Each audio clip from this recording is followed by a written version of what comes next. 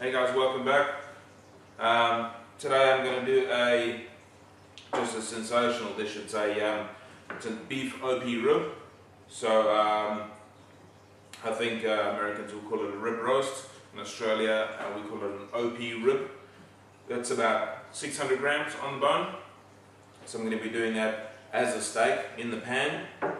I'm going to be doing that with braised witlof, gorgeous sauteed Swiss brown and chanterelle mushrooms, and then I'm going to be roasting whole some Australian one clove garlic. So it's a single whole clove in there, roasting that whole, and then I'll be doing a roasted cherry tomato and watercress salad.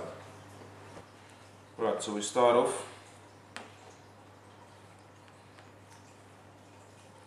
Just bring the twine about midway around the steak, all the way around. Wrap it around that bone to hold it in place, and then just tying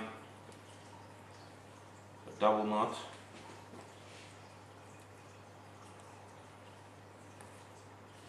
Now that'll help to keep the steak nice and high and keep its shape. This extra twine over here, you just cut off.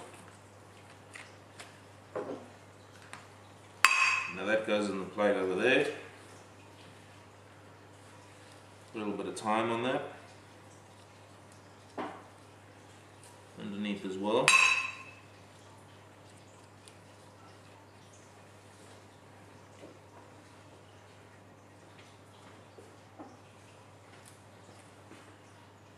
Put some olive oil on top of that. Maybe even a little bit of garlic as well, actually.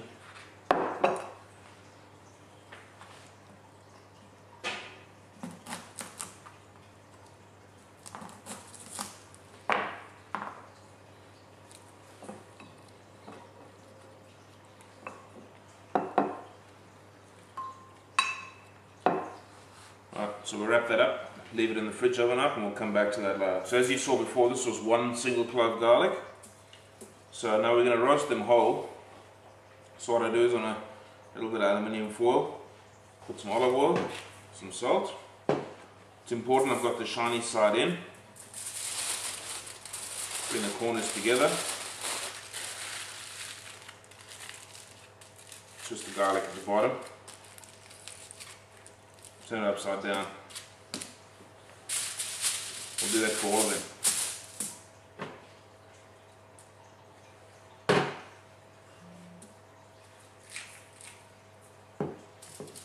Put these now into the oven to roast 180 degrees for about, I'd say, 20 to 30 minutes until the garlic is tender.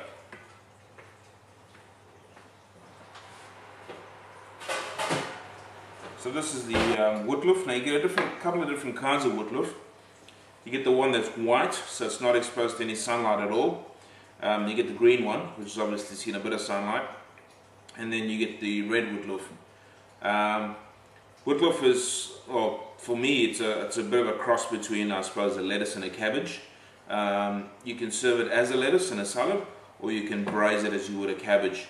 So we're just going to be braising this very briefly. So what I'm doing I'm just cutting it into quarters, and then just that center part, just taking that out. And then I'm going to just give it a very quick rinse, just to make sure there's no sand in between the leaves, and then we'll get that on the go. For the sauteed mushrooms, I'm starting off with Swiss browns, which I've quartered. I've got chanterelle mushrooms over here.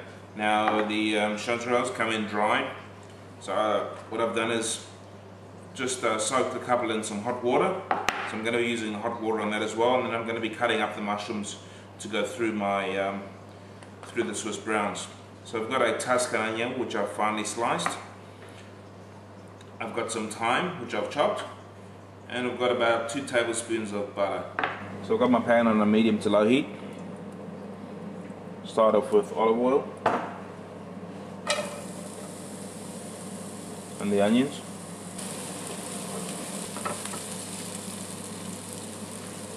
So as you can see now, the onions are soft. At this point I add my thyme.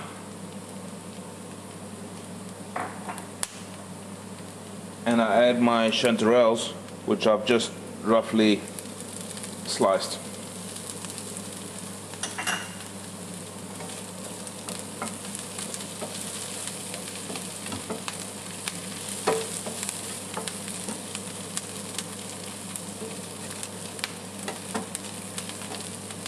Now I add my Swiss browns. So at this point now, I add the chanterelle liquid, the hot water from the chanterelles,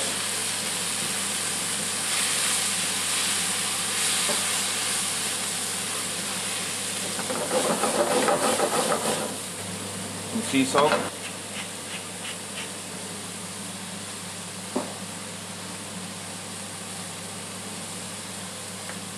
and pepper.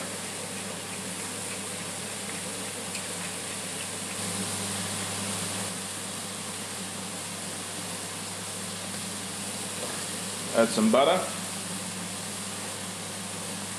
That's the 2 tablespoons of butter.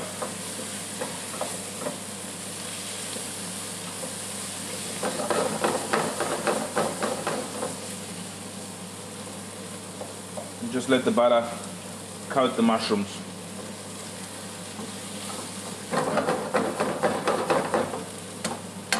At this point we turn off the heat and let the mushrooms sit for about 5 to 10 minutes. So I've got my pan on now, getting the steak ready to go into the grill. The steak's been marinating overnight, so we just season that with that sea salt, pepper,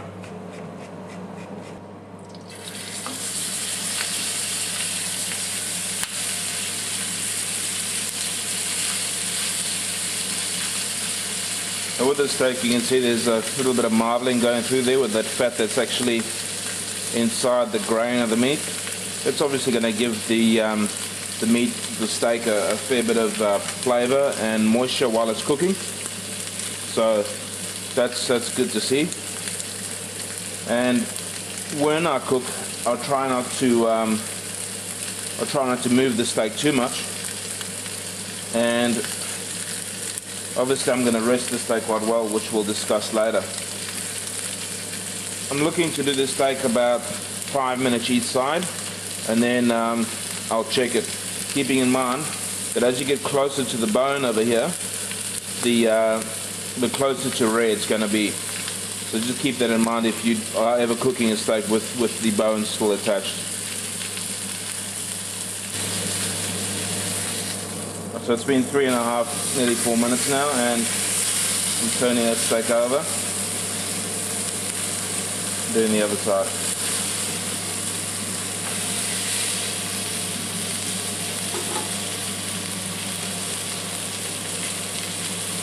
Now while the steak's in there, I'm just going to throw in these cherry tomatoes. Just allow them to blister. A little bit of salt.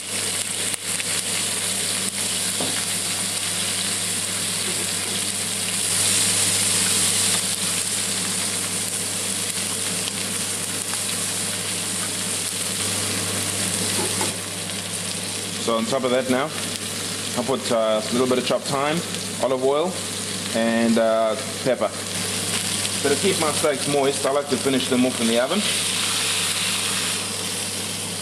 So I'm going to put that in a 180-degree oven now for about 8 minutes, which will take it to medium rare. And then I'm going to let it rest for about 4 to 5 minutes. So the steak's just come out the oven. It's sitting just under medium rare.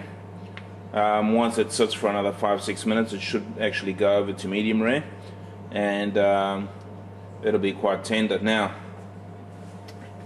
the reason why we rest a steak, any red meat, is so the muscle can relax, obviously.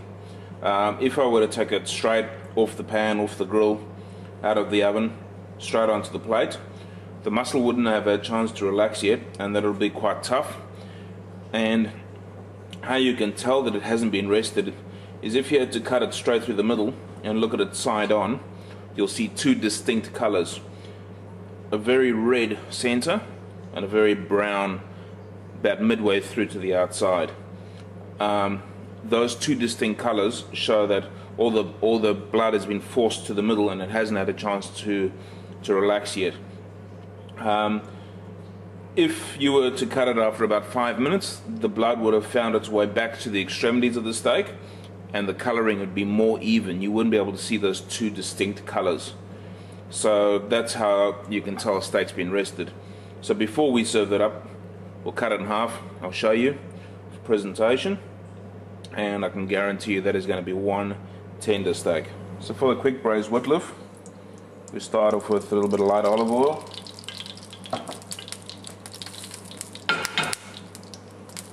We pack the witlof, cut side down,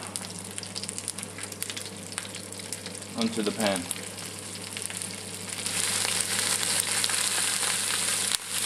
And flip it over onto its back.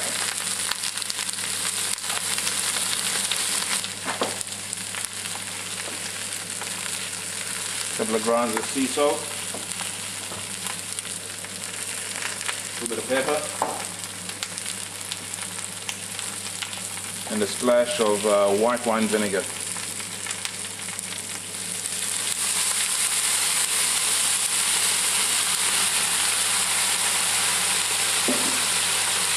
As soon as you've done that, turn it off and let it sit for a few minutes. To do this salad for the steak, I've got a couple of caper berries. So caper berry is obviously a caper, which is a flower that's gone to fruit. So this is the fruit from the caper. Tastes almost identical to a caper, just obviously a different flavor and a different shape. Those were the cherry tomatoes we blistered in that pan with the steak, and like I said before, I've got olive oil on that, a little bit of pepper and thyme.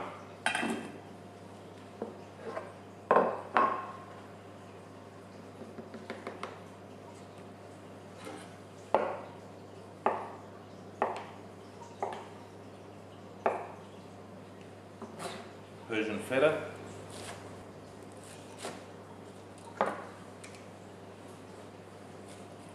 And some watercress. To that I'm going to add some lemon olive oil.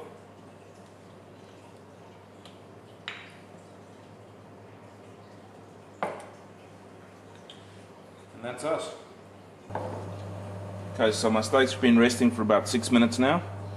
Before I serve it, obviously it'll be lukewarm at best now. Just going to flash it back through the pan very quickly and then we'll serve it.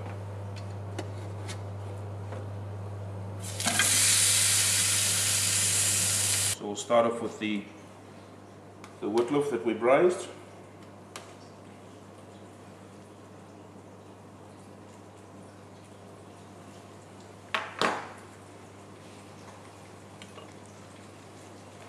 And we'll take the steak.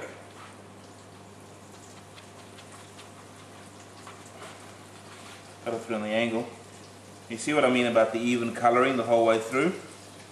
If that had come straight out of the pan, there would have been an intense red colour over there, followed by an intense brown colour. That's even the whole way through. That's beautiful medium rare.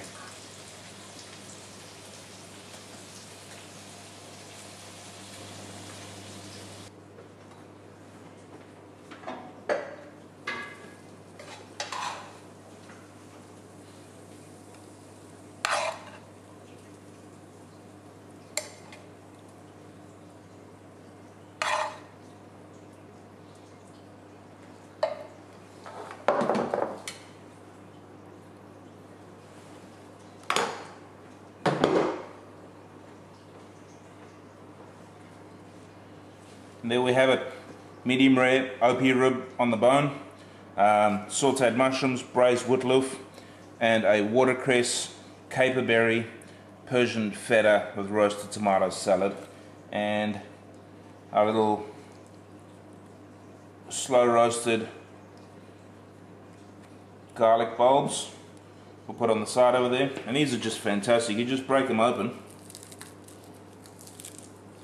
Break them open, and then your beautiful caramelized garlic's just in the center for you to just spread on your steak.